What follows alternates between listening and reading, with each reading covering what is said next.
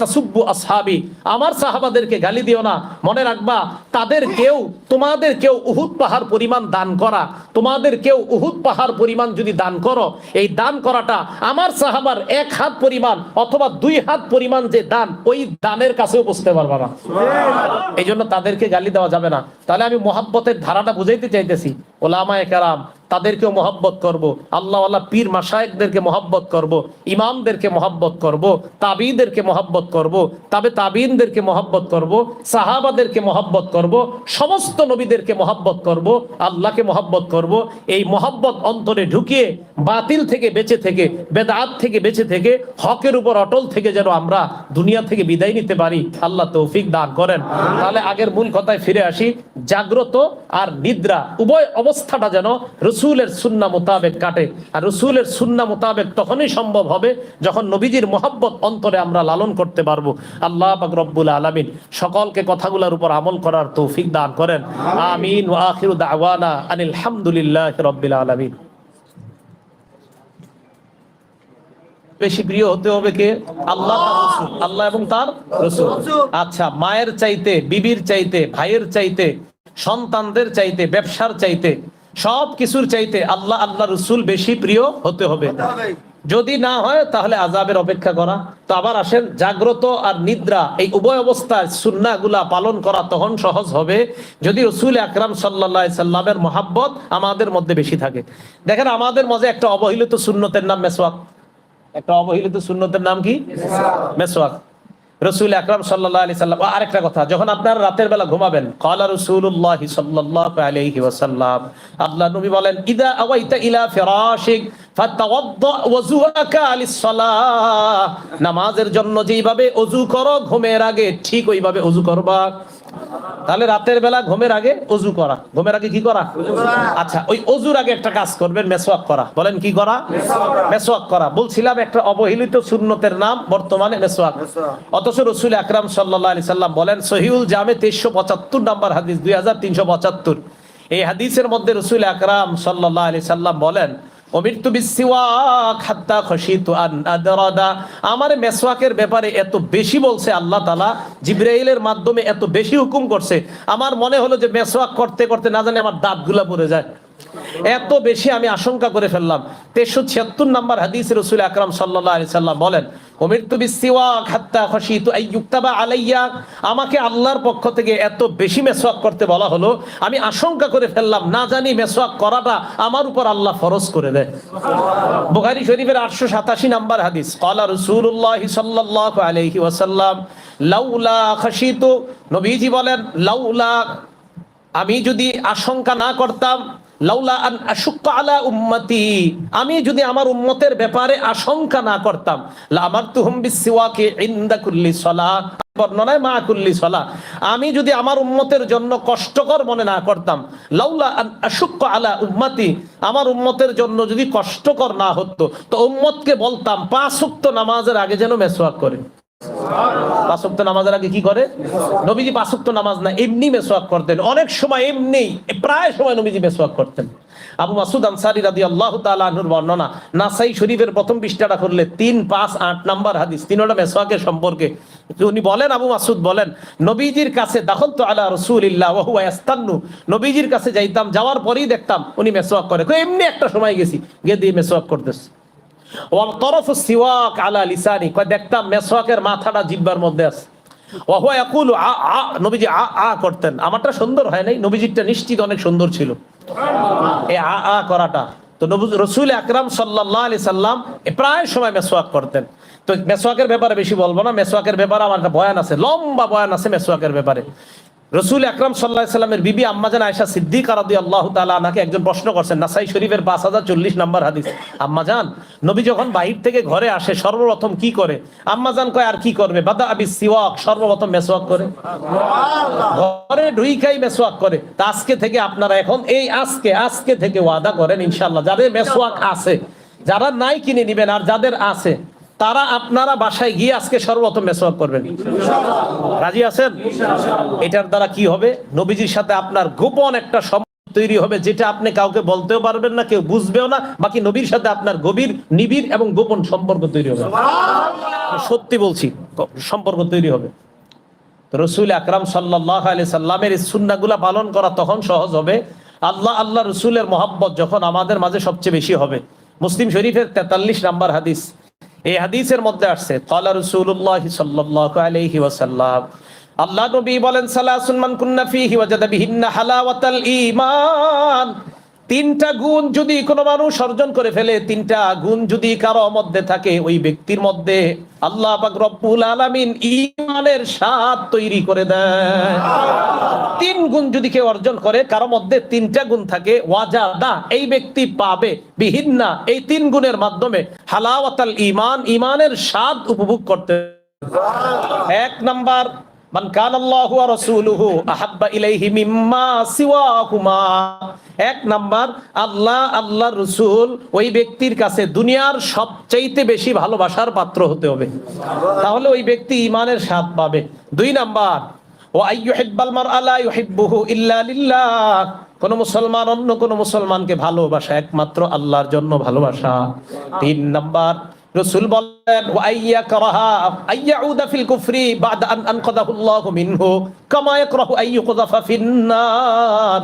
আমরা আগুনের মধ্যে পড়া যেমন অপছন্দ করি, ওই ব্যক্তিকে আল্লাহ কুফরি থেকে ফিরিয়ে আনার পর ওই ব্যক্তি কুফরিতে যাওয়াটাও তেমন অপছন্দ করে, যেমন ভাবে ওই ব্যক্তি আগুনে যাওয়াটা যেমন অপছন্দ করে, কুফরিতে যাওয়াও যদি তার কাছে তেমন অপছন্দ হয়, তাহলে তার অন্তরের মধ্যে আল্লাহ ঈমানের স্বাদ তৈরি করে দেয়।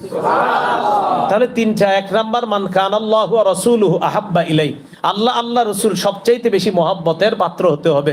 বুখারী শরীফের 15 নাম্বার হাদিস, আনাস ইবনে মালিক রাদিয়াল্লাহু তাআলা আনহুর বর্ণনা, ক্বালা রাসূলুল্লাহ সাল্লাল্লাহু আলাইহি ওয়াসাল্লাম, আল্লাহ নবী বলেন লা ইউমিনু আহাদুকুম হাত্তা আকুনা আহাব্বা ইলাইহি মিন ওয়ালিদিহি ওয়া ওয়ালাদিহি ওয়ান নাসি আজমাইন।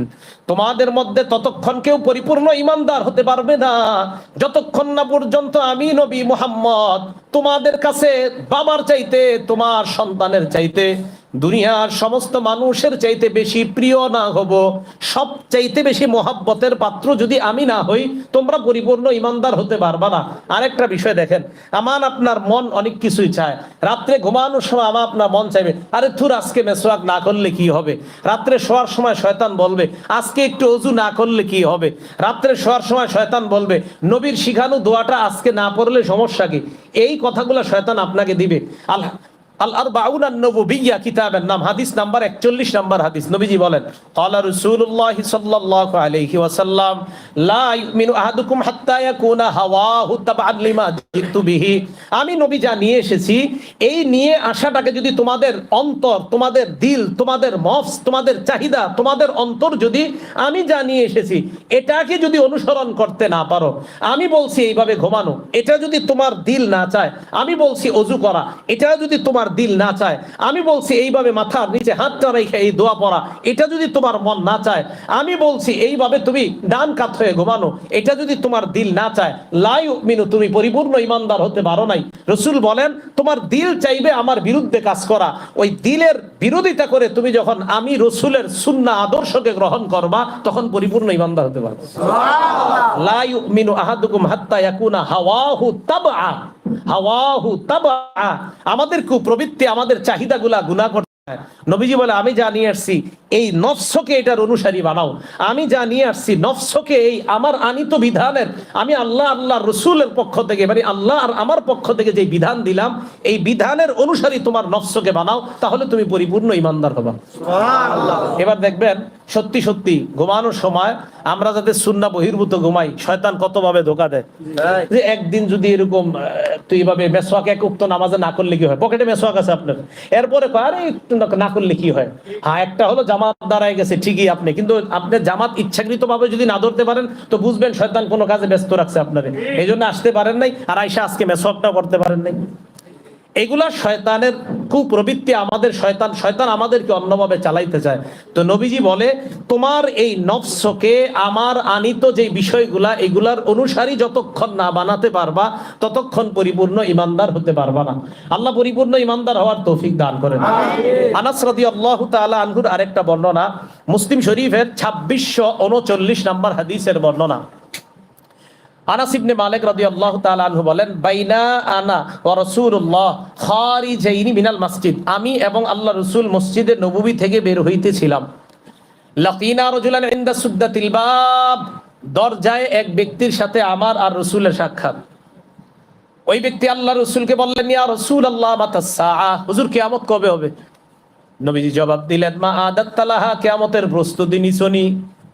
ওই ব্যক্তি জবাব দিলেন, হুব্বুল্লাহ ওয়া রাসূলিহি, আল্লাহ নবীর মুহাব্বত, এটাই হলো আমার প্রস্তুতি।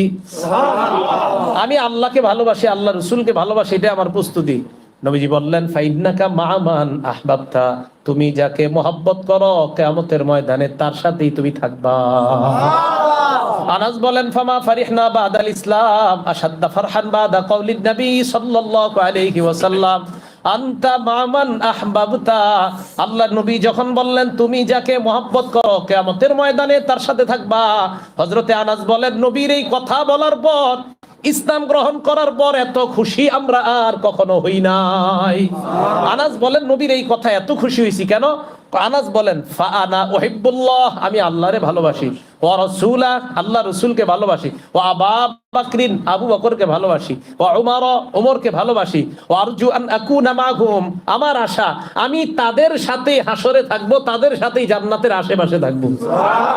আনাস বলেন, ওয়া ইন লাম আমাল বিআমালিহিম, কয় যদিও আমি তাদের মতো আমল করতে পারি নাই, তবে আমার আশা হাসরে আমি তাদের আশেপাশেই থাকবো। এই হাদিস দ্বারা কি বোঝা যায় বলেন তো? আমরা যাদেরকে মহব্বত করব, তাদের মতো যদিও এত বেশি আমল করতে পারবো না, আসলে সম্ভব না, সাহাবাদের মতো তো আমি আপনি আমল জীবনে করতে পারবো না, কিন্তু মহব্বত করবো, যে নবীর সাহাবাদেরকে মহব্বত করি, রসুলকে মহব্বত করি, আশা করা যায় নবী সাহাবাদের ওলামাদের আশেপাশে আমরা থাকবো ইনশাআল্লাহ।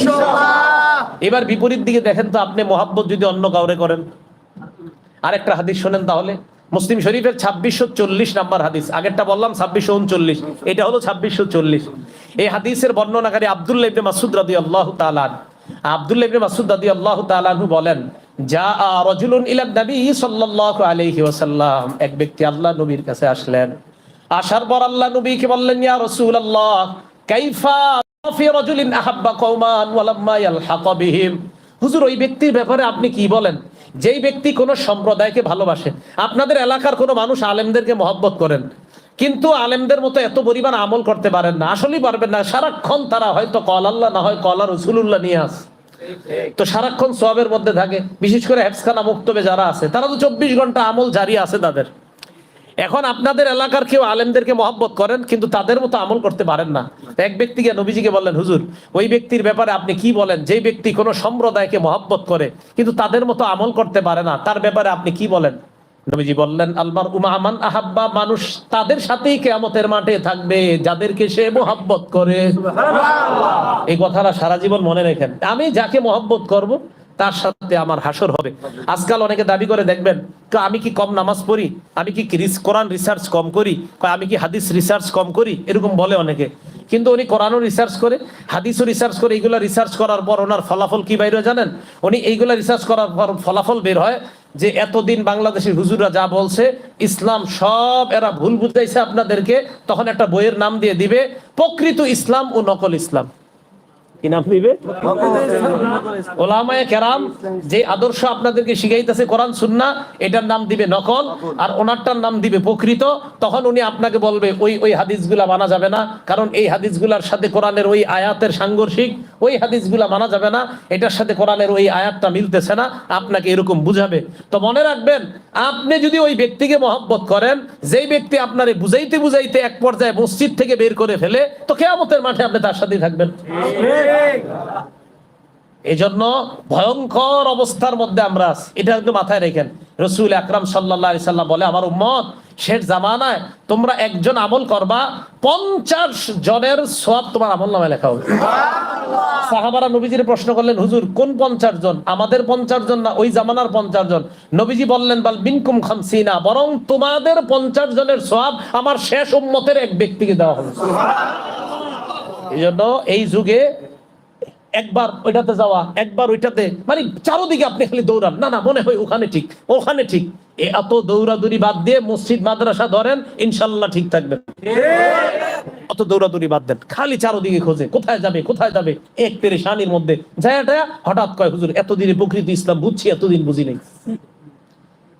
এই কথাগুলা যখন আপনাদেরকে কেউ বুঝাবে, ওই লোকটাকে পাল্টা বলবেন, চলেন আমাদের মাদ্রাসার মোতামিম সাহেবের কাছে আপনাকে নিয়ে যাই, তখন বলবে আমার কাজ আছে, অন্যদিন আসবো। যখন কোন মানুষ আপনাকে নতুন ভাবে ইসলাম আবার বুঝাইতে চায়, এতদিন আপনি একভাবে নামাজ পড়তেন, এতদিন আপনি একভাবে সিজদা করতেন, মানে একদম মুসলমান, আপনার আব্বা আম্মা ভাই বোন সবাই মাশাআল্লাহ সহি পদ্ধতিতে এতদিন একটা নামাজ পড়তেন, হঠাৎ কেউ এসে আপনাদের যদি নতুন ভাবে দাওয়াত দিতে চায়, বলবেন ভাই আমার তো কোরআন হাদিসের এত জ্ঞান নাই, চলেন অমুক দাওরা হাদিস মাদ্রাসার যিনি বুখারী শরীফ পড়ায় ওনার কাছে আপনাকে নিয়ে যাই, তো ওনার সামনে বসে আমাকে আপনি বুঝান, বুঝানোর পর যদি আমার মনে হয় না আপনি যে নতুন করে বুঝাইতেছেন আমার আগের গুলা ভুল আর আপনার বুঝানো সঠিক, তাহলে আমি আপনারটা মেনে নিব। তখন উনি দুইটা অপশন বলবে আপনাকে, এক বলবে এরা কি বুঝে, দ্বিতীয় বলবে আমার সময় নাই। যখন এই কথা বলবে তখনই বুঝবেন এর মধ্যে সমস্যা আছে। আরে ভাই আমি কিন্তু বলছি না ওনার জ্ঞান নাই, তো উনি সমস্যা কোথায়, শাইখুল সাহেবের সাথে একটু বসতে, ওনার সমস্যাটা কোথায়? তো এই জন্য আপনাদেরকে চারদিক থেকে বিভিন্ন ভাবে বোঝানো হবে। রাসূল আকরাম সাল্লাল্লাহু আলাইহি সাল্লামের মহব্বত রাখেন, নবীজি সাল্লাল্লাহু আলাইহি সাল্লামের মহব্বত অন্তরে লালন করেন। একটা কথা মনে রাখবেন, 28 পারা 2 নম্বর পৃষ্ঠা সূরা মুজাদালার 11 নম্বর আয়াতে আল্লাহ বলেন, ইয়ারফাইল্লাহুল্লাযীনা আমানু মিনকুম, তোমরা যারা ঈমানদার, এই তোমাদের ঈমানদারদের মর্যাদা আল্লাহ বাড়ায়। সুবহানাল্লাহ। আবার বলেন সুবহানাল্লাহ। কাদের মর্যাদা আল্লাহ বাড়ায়? ঈমানদার। আবার বলেন কাদের মর্যাদা? ঈমানদার। এখানে আমরা ইনশাআল্লাহ সবাই ঈমানদার না? ইনশাআল্লাহ। আলেম আছেন এখানে? আছে। এবার কি কয় দেখেন, আল্লাযীনা উতুল ইলমা দারাজাত, আর তোমরা ঈমানদারদের মধ্যে আবার আলেম যারা, তাদেরকে আবার আল্লাহ স্পেশাল মর্যাদা দেন। সুবহানাল্লাহ। আপনি কাদের সমালোচনা করছেন? এই জন্য আপনি কাকে মহব্বত করেন, যাকে মহব্বত করবেন তার সাথে আপনার হাসর। তো রাসূল সাল্লাল্লাহু আলাইহি সাল্লামকে উনি প্রশ্ন করলেন, ইয়া রাসূলুল্লাহ, আমি এমন ওই ব্যক্তির ব্যাপারে আপনি কি বলেন যেই ব্যক্তি কোন সম্প্রদায়কে মহব্বত করে কিন্তু তাদের মতো আমল করতে পারে নাই? নবীজি বলেন, আল মারউ মা'a মান আহাব্বা, যেই ব্যক্তি যাকে মহব্বত করে সে তার সাথেই থাকবে। তো আমরা যেন সাহাবায়ে কেরাম, উলামায়ে কেরাম, রাসূল আকরাম সাল্লাল্লাহু আলাইহি সাল্লামের মহব্বত অন্তরে ধারণ করতে পারে, আল্লাহ তৌফিক দান করেন। সাহাবাদের সমালোচনা যদি কেউ করে, আলেমদের সমালোচনা যদি কেউ করে, তাবিঈদের সমালোচনা কেউ করে, ইমামদের সমালোচনা যদি কেউ করে, এই সমালোচনায় কখনো কান দিবেন না। ইমাম আবু হানিফার সমালোচনা যদি কেউ করে, ইমাম বুখারীর সমালোচনা যদি কেউ করে, ইমাম শাফি রহমতুল্লাহ সমালোচনা যদি কেউ করে, ইমাম মুসলিম রহমতুল্লাহ আলাইহির সমালোচনা যদি কেউ করে, ইমাম মালিক রহমতুল্লাহ আলাইহির সমালোচনা যদি কেউ করে, ইমাম আবু দাউদের সমালোচনা যদি কেউ করে, ইমাম তিরমিজি, ইমাম নাসাই ওনাদের সমালোচনা যদি কেউ করে, ইমাম আহমদ ইবনে হাম্বল ওনাদের সমালোচনা যদি কেউ করে আপনার মুখের সামনে, তখন আপনি বলবেন, ভাই আমি তো জানি ওনারা শ্রদ্ধেয় ইমাম, ওনাদের ব্যাপারে কোনো কথা থাকলে আমাকে না বইলা পাশে একটা মাদ্রাসা আছে দাওরায়ে হাদিস, এখানে চলেন, এই মাদ্রাসায় আলেমদের সাথে একটু কথা বলেন, বলার পর ওনাদের সামনে বইলেন যে এই ইমাম এই ছিল, তখন আমি কথাগুলো শুনবো। অন্যথায় কারো কথায় কান দিয়েন না।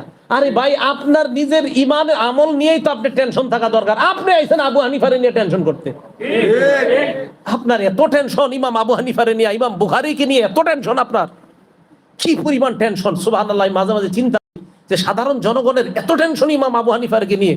মাঝে মাঝে ফেসবুকে দাঁড়িয়েও নাই, কিচ্ছু নাই, এমন এমন লোক ইমাম আবু হানিফা রহমতুল্লাহ আলাইকে গালি দিয়ে কথা লেখে। তো এদের কথায় কান দিয়েন না। আমি দেখেন, আমি বলার পরে হয়তো এই বের হয়ে অনেকে বলবে, হ্যাঁ কি বুঝে এটা বলবে, ঠিক আছে আমি আপনার চেয়ে কমই বুঝি, আমি মেনে নিচ্ছি আপনার চেয়ে কম বুঝি। আপনারা সাধারণ যারা, অন্তত 2-3 জনকেও তো আমার কথাটা আমি ঢুকাইতে পারতেছি, আপনাদেরকে আমি বলে যাই, এই যুগে ইমানের উপর থাকার জন্য চারদিকে কান দিয়েন না। জুমার নামাজটা ঠিক মতো পড়েন, ওখানে আলোচনা শোনেন খতিব সাহেবের, 5 ওয়াক্ত নামাজ মসজিদে ঠিক মতো পড়েন, সুন্নত মোতাবেক চলেন, খালি একটা কাম করেন না, গুনাহ করেন না, আর নামাজগুলা সুন্দরভাবে পড়েন, অমুকে কি বলছে এটা শুনতে যায়েন না, নামাজ পড়েন সুন্দর মতো, রমজান মাসে রোজা রাখেন, মুতু আদখুলু জান্নাতা রাব্বিকুম, মরেন আর জান্নাতে যান। এটা সাধারণদের জন্য বললাম, যারা পড়াশোনা করে দেন, সাধারণ যারা আপনারা, দোকানে কাজ করে, ও হে উনি হঠাৎ ওনার 20 বছরের আগের নামাজ বাদ দিয়ে নতুন ভাবে নামাজ শুরু করছে। আরে এগুলা করবেন না। আল্লাহ পাক রব্বুল আলামিন আমাদের সকলকে ওলামাদের মহাব্বত, সাহাবাদের মহাব্বত সহ মহাব্বত যেন আমরা আঁকড়ে ধরে মুহাম্মদ সাল্লাল্লাহু আলাইহি সাল্লামের মহাব্বত নিয়ে আমরা যেন কবরে যাইতে পারি, আল্লাহ তৌফিক দান করেন। আরেকটা কথা, সাহাবায়ে কেরামের সমালোচনা যে মজলিসে হয় সেই মজলিসে যাবেন না, সেই মজলিসে বসবেন না। সাহাবায়ে কেরামের সমালোচনা যে করে তার মুখের উপরে বলে দিবেন লানাতুল্লাহ, তার মুখের উপরে বলে দিবেন যে সাহাবা সমালোচনা যারা করে তাদের উপর আল্লাহর অভিশাপ, আল্লাহর নবীর অভিশাপ, সমস্ত মানুষের অভিশাপ। সাহাবা সমালোচনা যেই মজলিসে হয় ওই মজলিসে যাবেন না। সাহাবা সমালোচনা যেই বইয়ে লেখা আছে ওই বই পড়বেন না। সাহাবা সমালোচনা যেই এলাকার মধ্যে মানুষ বেশি করে ওই এলাকার আশেপাশ দিয়েও ঘুরবেন না। নবীজি সাল্লাল্লাহু আলাইহি সাল্লাম বুখারীর বর্ণনায় বলেন লা তাসুব্বু আসহাবি, আমার সাহাবাদেরকে গালি দিও না। মনে রাখবা তাদের কেউ তোমাদের কেউ উহুদ পাহাড় পরিমাণ দান করা, তোমাদের কেউ উহুদ পাহাড় পরিমাণ যদি দান করো, এই দান করাটা আমার সাহাবার 1 হাত পরিমাণ অথবা 2 হাত পরিমাণ যে দান, ওই দানের কাছেও বুঝতে পারবা না। এই জন্য তাদেরকে গালি দেওয়া যাবে না। তাহলে আমি মহাব্বতের ধারাটা বুঝাইতে চাইতেছি, ওলামায়ে কেরাম তাদেরকেও মহব্বত করব, আল্লাহওয়ালা পীর মাশায়েখদেরকে মহব্বত করব, ইমামদেরকে মহব্বত করব, তাবিঈদেরকে মহব্বত করব, তবে তাবিঈনদেরকে মহব্বত করব, সাহাবাদেরকে মহব্বত করব, সমস্ত নবীদেরকে মহব্বত করব, আল্লাহকে মহব্বত করব। এই মহব্বত অন্তরে ঢুকিয়ে বাতিল থেকে বেঁচে থেকে, বেদাত থেকে বেঁচে থেকে, হকের উপর অটল থেকে যেন আমরা দুনিয়া থেকে বিদায় নিতে পারি, আল্লাহ তৌফিক দান করেন। তাহলে আগের মূল কথায় ফিরে আসি, জাগ্রত আর নিদ্রা উভয় অবস্থাটা যেন রসুলের সুন্নাহ মোতাবেক কাটে। আর রসুলের সুন্নাহ মোতাবেক তখনই সম্ভব হবে যখন নবীজির মহব্বত অন্তরে আমরা লালন করতে পারবো। আল্লাহ পাক রব্বুল আলামিন সকলকে কথাগুলোর উপর আমল করার তৌফিক দান করেন। আমিন ওয়া আখিরু দাওয়ানা আনিল হামদুলিল্লাহি রাব্বিল আলামিন।